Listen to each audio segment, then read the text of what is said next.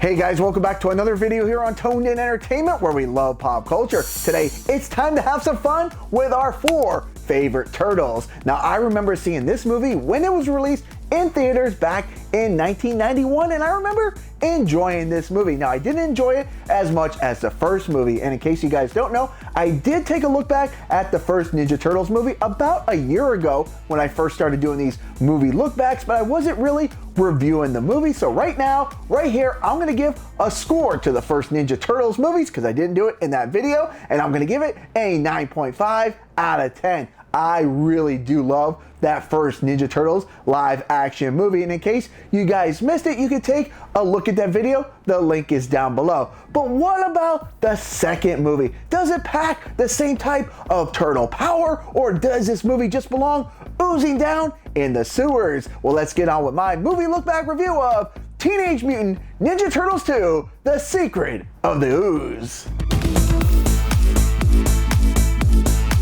The movie stars Paige Turco as April O'Neil, David Warner as Professor Jordan Perry, Francois Chau as the Shredder, Ernie Reyes Jr. as Keno, Toshishiro Obata as Master Tatsu, Kevin Nash as Super Shredder, Vanilla Ice as himself, and was directed by Michael Pressman. Now, before we go any further, yesterday here on the channel, I did a video where I unpacked the Teenage Mutant Ninja Turtles trading cards. Yes, I got an entire box of 36 packs. Now, I did unwrap 32 packs. We went through all the cards, we talked about them, we had a lot of fun. Now you're saying, well, there was 36 packs in that set. What happened to the other 4? Well, the other 4 are still here, and I'm giving away 3 of these packs because one of them I'm keeping for myself, sealed.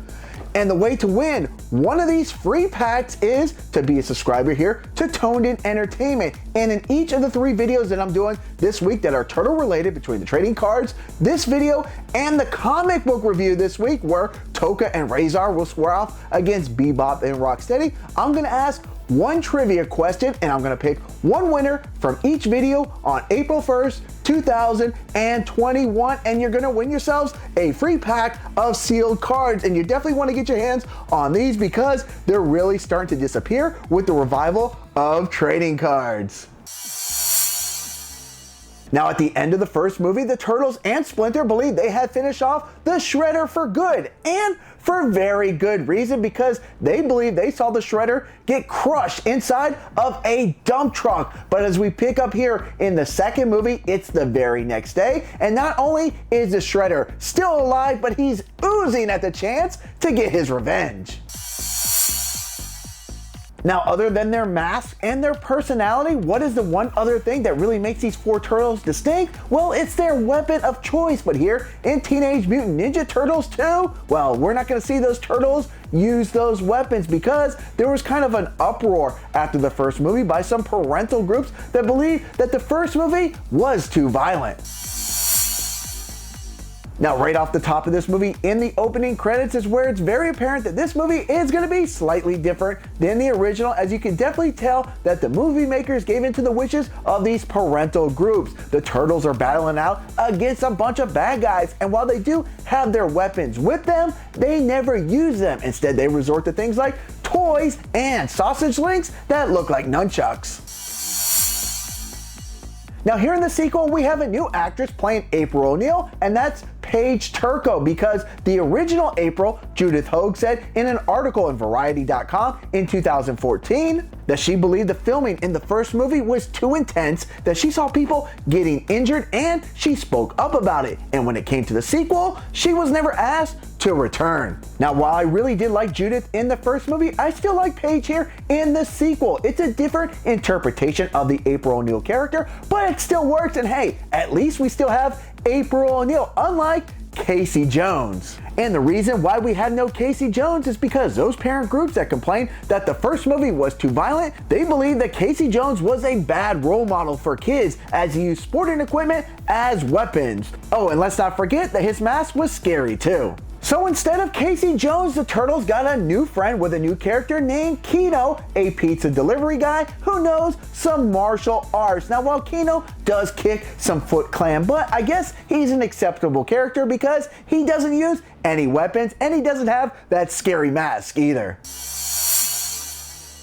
Now both the Turtles and the Foot Clan believe that Shredder had perished at the end of the first movie, but Shredder's gonna prove all of them wrong, that he has at least one more life left in him, and his only objective is to get revenge on the Turtles and Splinter, and that's gonna start with having some of the foot soldiers tail Miss O'Neill, as he believes if he follows a reporter, he will find the Turtles. Now, not only is one of the Foot Clan members working at April's TV station, but he's actually on her crew. And while on their latest assignment, he notices something very strange with these flowers, that they've mutated and grown much bigger than they ever should have. Now, when this Foot member returns to Shredder with the flowers, Shredder tells him, "This is not what I sent you for. This is much better," because Shredder believes if he can find whatever concoction made this flower grow to this humongous size, he believes he can use it to make his own mutants, creating a battle of freak versus freak. Now when it comes time for the showdown between the Turtles and Shredder's new mutants, well, the Turtles, they get their shells kicked by Tokka and Reyes. Now I know a lot of us were probably thinking, where's Bebop? Where's Rocksteady? Those are the two original bad mutants, at least that we all remember from the cartoon, but I'm guessing that those parental groups probably had some influence with leaving them out of this movie, because those two were known for bringing a lot of firepower, and if they had a problem with weapons, they definitely would have had a problem with guns. So instead, we got these two new brawlers instead. Now, since the Turtles can't match strength with Tokka and Reyes, they're gonna have to come up with some tricks, and thankfully, Professor Jordan Perry has come up with a solution, but the Turtles aren't too thrilled when they find out that this solution, well, they're gonna have to get Tokka and Reyes to ingest this concoction to reverse the mutation process. Thankfully, Tokka and Reyes, they believe in the very same honor of having the pre-match donut before the fight. So yes, not only is Vanilla Ice in this movie, and not only does he play himself, but here in this scene, he's putting on a concert for a bunch of party goers when the Turtles and Tokka and Reyes end up trying to crash this party, but the party goers actually believe that this is all just part of the show, which will lead Vanilla Ice to come up on the fly with his new hit song, Ninja Rap. Now, what would this sequel be without a square off between Shredder and the Turtles? Once Shredder hits his breaking point and he's fed up with all the failings around him, that's when he decides he's gonna use the ooze. And not only does he grow Hulk-like in body, but thankfully he grows Hulk-like in his clothes as well. Now, unfortunately, the battle scene here at the end of this movie is a bit anticlimactic, as the Shredder, who is the size of a diesel truck, well, he just ends up jackknifing. Alright guys, and now for that question. It's not even going to be a trivia question, it's just going to be something fun and simple, because I want to learn something about you guys. I want to know who your favorite Ninja Turtle character is and from what series. Are you a fan of Casey Jones from the movie, or from the cartoon, Shredder from the comic, or one of the animated movies or TV shows? Just leave me a comment below, let me know your favorite character and from what series. Now, while I obviously recommend the first Ninja Turtles movie, as I gave it a 9.5, what about the second movie here, The Secret of the Ooze? Do I recommend watching this movie in 2021, or even go back and rewatching it again, even if you watch it as a child? Yes, I do. Even though this movie is much more lighthearted than the first movie, especially when it comes to the tone, dialogue, and fighting, this movie is still just a lot of fun to watch anytime. Now, while currently not available for free on any of your favorite streaming platforms, Teenage Mutant Ninja Turtles is available to rent for as little as $2.99, but for me, this one belongs in my collection.